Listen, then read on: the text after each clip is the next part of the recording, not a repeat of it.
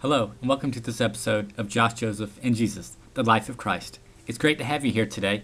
If we recall the past couple episodes, first we started off the season talking about the life of Christ and Christ coming to the earth for our salvation, conquering forever sin and death, dying for us on the cross.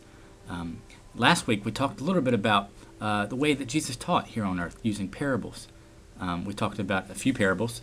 And today what I want to focus on another part of Jesus' ministry are his miracles. So what were the miracles supposed to do? What did Jesus do? What was his hope in performing these miracles?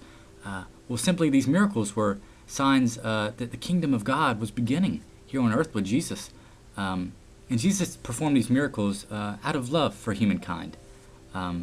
He made his charge. He advanced victoriously against Satan and against evil. He didn't do these miracles out of pride, but he did it out of love, to purge us from our sin. Also, it was a great display of his power, that he truly was the Messiah. So that's why Jesus performed these many miracles.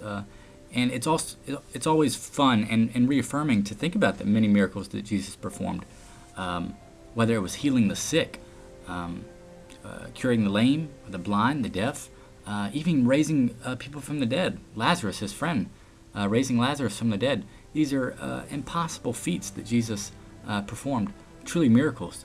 And they were meant to spark faith in the people, to lead them into the way of Christ. But why do I talk about miracles? In the life of Christ, why would I bring up miracles after last week's episode of parables?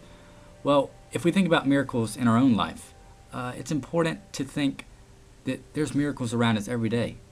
Are we looking for them? The gospel the other day mentioned 10 people that had been healed, but only one of them had come back and thanked and praised Jesus for this great work and the great healing that had occurred in his life.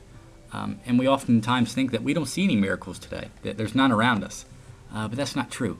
Life itself is a miracle. So I ask you to take the prayer to think about the many miracles in your life. God sending Jesus Christ down here to earth to save us from our sin. Truly a miracle. Life itself is a miracle.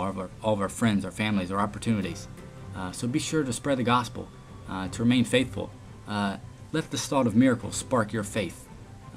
Next week we'll talk about more aspects of the life of Christ. I hope you have a great week. I'll see you next week.